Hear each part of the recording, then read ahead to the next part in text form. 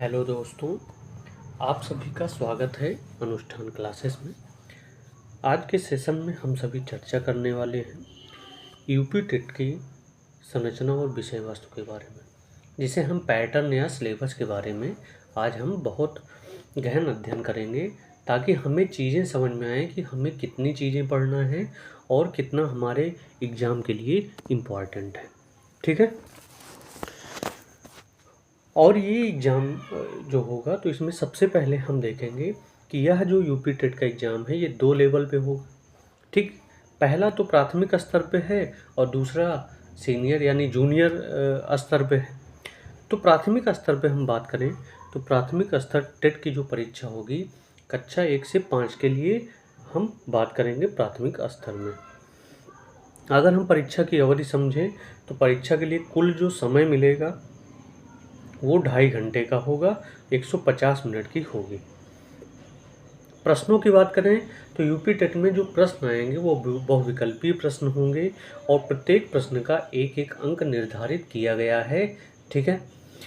और अगर प्रश्नों की बात करें तो इसमें कोई भी माइनस मार्किंग या नकारात्मक मूल्यांकन नहीं होगा, नेगेटिव मार्किंग कोई नहीं होगी।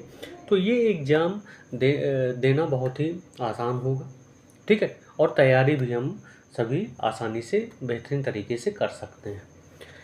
अब हम विषय वस्तु और संरचना की बात करेंगे और विषय वस्तु पर चलेंगे तो हम अगर इसके पैटर्न के बारे में समझ लें तो आप पैटर्न इसका बहुत ही इजी वे में दिया गया है, आसान तरीके से दिया गया है। एक तरफ विषय वस्तु है, विषय वस्तु के साथ प्रश्नों की संख्या भी आपको दी गई है और उस प्रश्नों की संख्या के साथ कितने अंक निर्धारित किए गए हैं उन सब के बारे में डिटेल से यहाँ पर चर्चा की गई है। तो अगर हम बात करें तो सब्जेक्ट की बात करें, विषय की बात करें तो यहाँ पे कुल 5 विषय होंगे। पहला सब्जेक्ट है बाल विकास एवं शिक्षण विधि से संबंधित है, जो कि अनिवार्य है। ठीक है। इसमें से क्वेश्चन आना अनिवार्य है, 30 प्रश्न आएंगे और 30 अंक के होंगे। भाषा प्रथम हिंदी जो है वो भी अनिवार्य किया गया है, जिसमें से 30 प्रश्न आएंगे, वो भी 30 अंकों के होंगे। द्वितीय भाषा में अंग्रेजी, उर्दू, संस्कृत में से कोई आप चूज कर सकते हैं जो आपको सबसे आसान लगता हो। ठीक है। और चौथी जो भाषा है गणित है, गणित भी अनिवार्य है, इसके भी 30 क्वेश्चन आएंगे और जो एक एक नंबर के कुल मिला के 30 अंकों के होंगे। पांचवा सब्जेक्ट है पर्यावरणीय अध्ययन, जो कि अनिवार्य है और उसमें से भी 30 क्वेश्चन आपके एग्जाम में दिए जाएंगे, जिसके 30 नंबर होंगे। यानी कुल मिलाकर अगर इस प्रश्न पत्र के अंकों की बात करें तो कुल अंक होगा 150। ठीक है। अब हम देखते हैं विषय वस्तु के बारे में और गहन अध्ययन करेंगे और विषय वस्तु को देखेंगे क्या क्या सिलेबस में इंक्लूड किया गया है। ठीक है। तो अगर विषय वस्तु के बारे में हम देखें तो विषय वस्तु आप देखेंगे 1 से 5 के लिए पहला जो बाल विकास एवं शिक्षण विधियां हैं, पहला प्रश्न पत्र जो 30 अंक के होंगे, वहाँ पर क्या क्या चीज़ें इंपॉर्टेंट है इसको भी कई सेक्शन में कैटेगराइज किया गया है।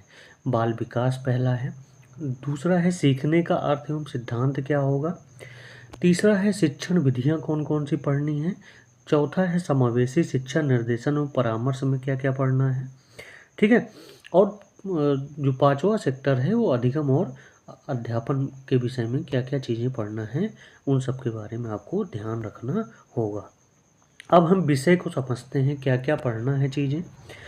अगर बाल विकास खंड की बात करें तो यहाँ पर आपको बाल विकास का अर्थ पढ़ना होगा, याद करना होगा, जितनी भी परिभाषाएं दी गई हैं, कितनी कौन कौन से मनोवैज्ञानिक ने वो परिभाषाएं दी हैं, वो सब आपको याद करना पड़ेगा। इसकी आवश्यकता और क्षेत्र के बारे में पढ़ना पड़ेगा कि क्या आवश्यकता है, क्या क्षेत्र हैं। बाल विकास की अवस्थाएं की चर्चा करनी होगी और शारीरिक विकास, मानसिक विकास, संवेगात्मक विकास के बारे में बात करना होगा। साथ में भाषा विकास, अभिव्यक्ति क्षमता का विकास आपको पढ़ना होगा और सृजनात्मकता एवं सृजनात्मक क्षमता का विकास आपको पढ़ना होगा। और इनसे संबंधित जो विभिन्न मनोवैज्ञानिकों ने परिभाषाएं दी हैं वो भी पढ़ना आपको बहुत ही इम्पॉर्टेंट है, बहुत ही ज़रूरी है। आगे हम बात करें कि बाल विकास के आधार एवं उनको प्रभावित करने वाले जो कारक हैं, कारक 2 प्रकार के, वंशानुक्रमक क्रम और वातावरण के आधार पर, वो सभी आपको पढ़ना है, जिसके अंतर्गत पारिवारिक, सामाजिक, विद्यालय संचार माध्यम से बच्चों पर क्या प्रभाव पड़ता है, इन सब के बारे में भी आपको अध्ययन करना होगा। आगे हम देखते हैं और सीखते हैं कि सीखने का अर्थ और सिद्धांत में जो बात करेंगे, तो यहाँ पर बात करेंगे अधिगम, सीखने का अर्थ प्रभावित करने वाले कारक, अधिगम की प्रभावशाली विधियों के बारे में बात करेंगे और इनसे संबंधित जो परिभाषाएं हैं उसको जरूर से जरूर याद करना होगा। दूसरे खंड की बात करें कि अधिगम के नियम कौन कौन से हैं, थॉर्नडाइक के सीखने के मुख्य नियमों अधिगम और उनका महत्व पढ़ना होगा। अधिगम के प्रमुख सिद्धांतों के बारे में समझना होगा, ठीक है। और शिक्षण में इन अधिगमों की क्या उपयोगिता है, इसके बारे में भी हमें अध्ययन करना होगा। थॉर्नडाइक का प्रयास एवं त्रुटि का सिद्धांत क्या है, इसे किस किस नामों से जाना जाता है, क्या क्या चीज़ें इसमें शामिल हुई, उन सब के बारे में आपको अध्ययन करना है। पावलोव का संबंध प्रतिक्रिया का सिद्धांत, स्किनर का क्रिया प्रसूत अधिगम, ठीक है। कोहलर का सूझ एवं अंतर्दृष्टि के सिद्धांत, प्याजे का सिद्धांत, वाइगोत्स्की का सिद्धांत, ये सब आपको पढ़ने हैं। साथ में सीखने का वक्र, अर्थ एवं प्रकार, सीखने में पठार का अर्थ और कारण एवं निराकरण क्या है, इन सब के बारे में आपको गहन अध्ययन करना है। तो आप अपने आराम कर रहे जो बाल विकास की बुकें हैं उनको उठाइए, उनको साफ करिए और ध्यान से इन चीज़ों को टिक लगाइए, हमें क्या क्या पढ़ना है और कितने दिन में ये चीज़ें कंप्लीट करनी है, ठीक है। आगे हम बात करेंगे शिक्षण विधियों के बारे में बात करेंगे।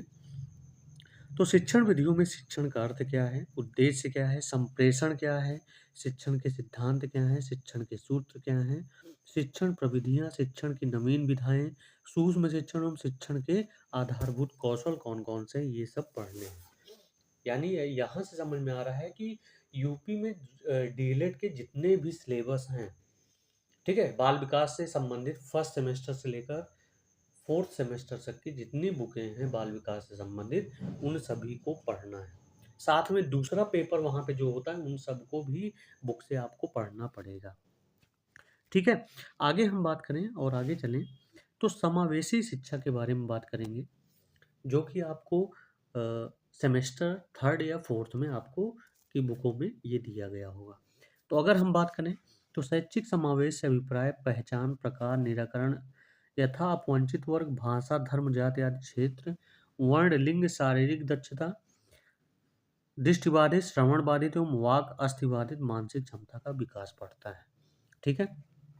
आगे हम पढ़ेंगे समावेशन के लिए आवश्यक उपकरण क्या है, सामग्री, विधियां, टीएलएम एवं अभिवृत्तियों के बारे में याद करना होगा, जो कि बहुत इंपॉर्टेंट है, जहां से क्वेश्चन बनते हैं।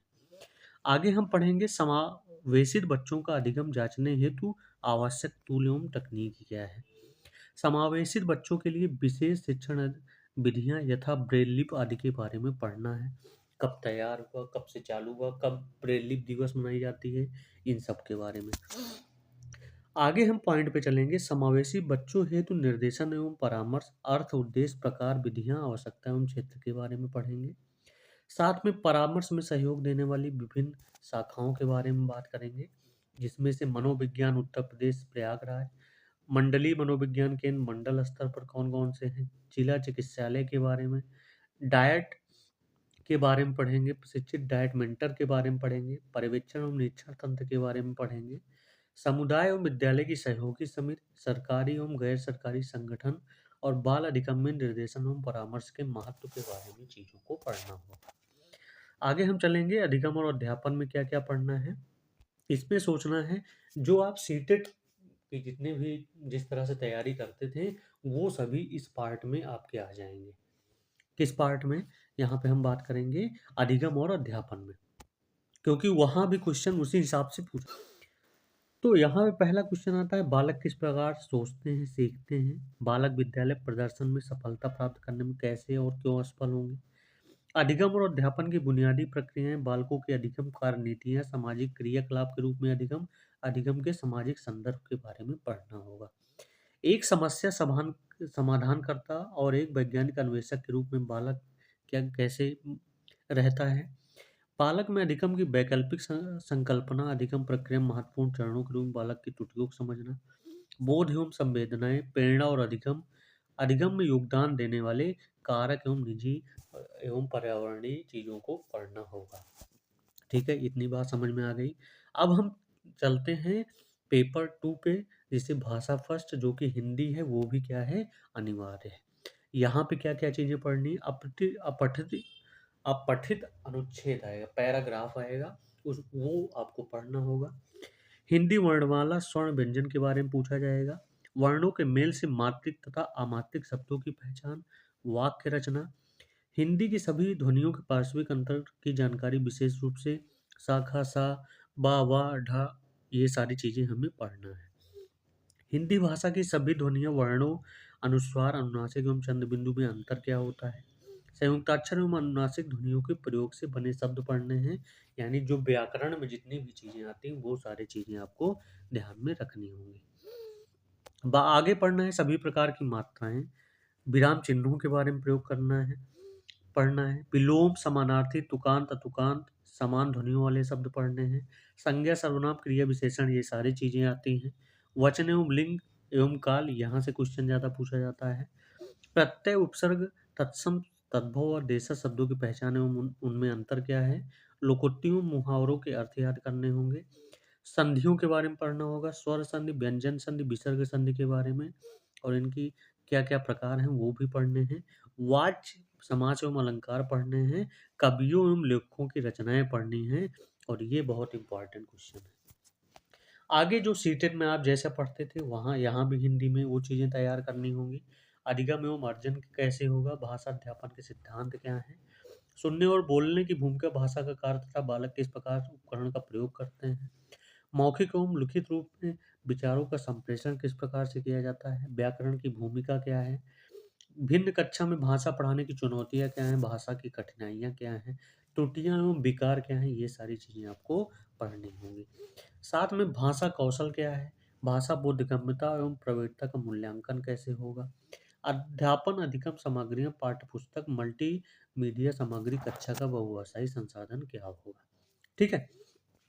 तीसरा प्रश्न जो कि 3 भाषाएँ हैं, जिसमें या तो अंग्रेजी आप लीजिएगा, या तो उर्दू जिसका तैयार हो उर्दू ले सकता है, या तो संस्कृत भाषा का प्रयोग आपको करना पड़ेगा। ठीक है? इनमें से कोई एक भी लैंग्वेज चुन सकते हैं।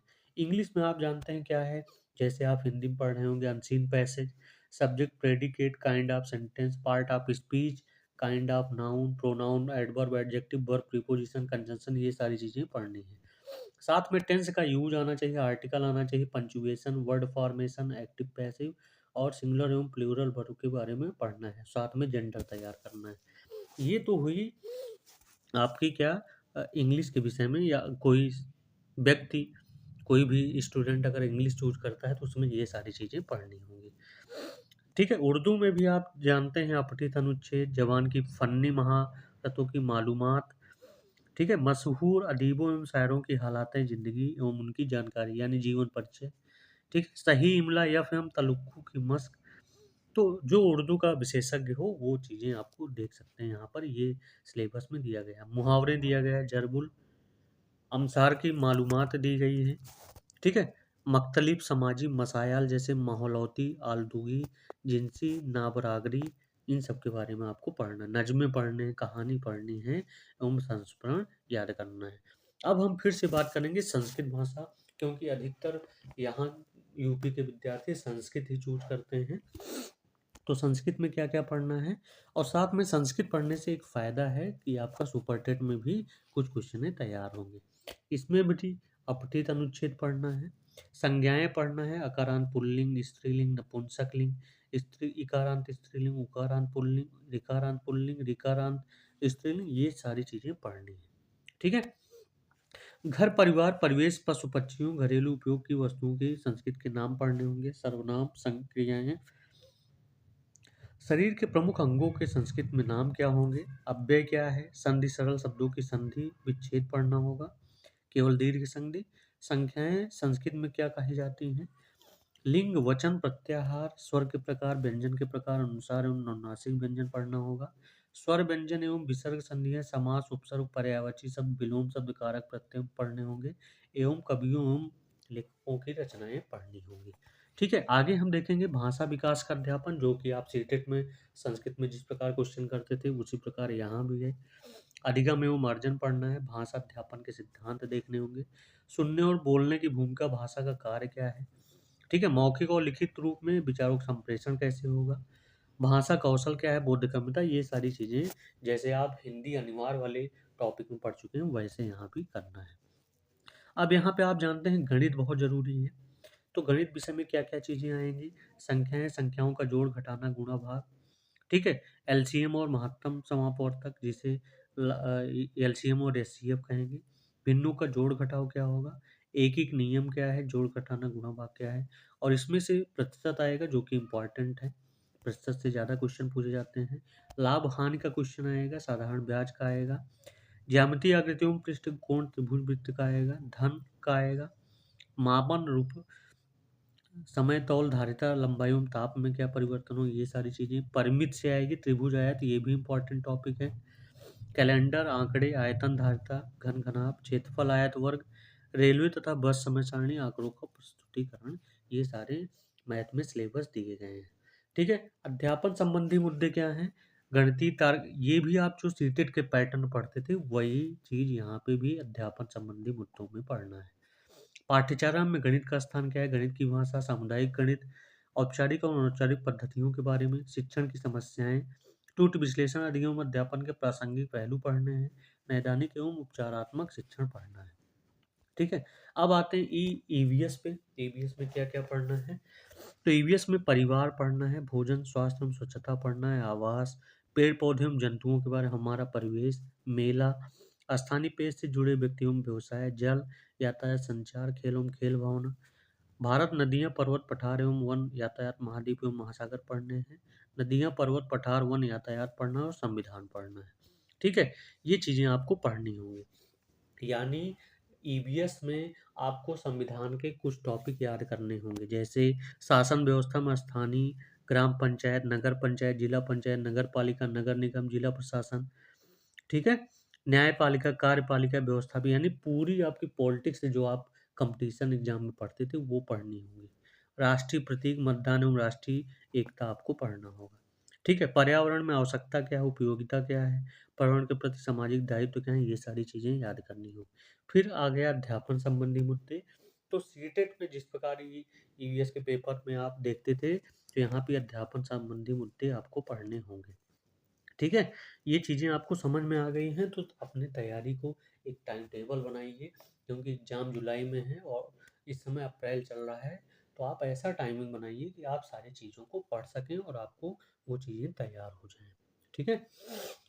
तो आप सभी प्राथमिक स्तर पे जिस प्रकार की तैयारी चाहिए, वो सारी तैयारी के लिए ये प्लेटफ़ॉर्म बिल्कुल आपके लिए उपलब्ध रहेगा और बहुत आसान तरीके से चीज़ों को याद करवा देगा। ठीक है? तो आप इस चैनल के साथ बने रहिए और ज़्यादा से ज़्यादा लोग जुड़िए। ठीक है? तब तक के लिए इस लेक्चर को यहीं पर विराम देते हैं। अगले लेक्चर में हम सिलेबस की बात करेंगे और वो सिलेबस होगा सेकेंडरी लेवल पर, सीनियर लेवल पे होगा। ठीक है? 6 से 8 में क्या सिलेबस है, उसके बारे में हम जानेंगे और समझेंगे।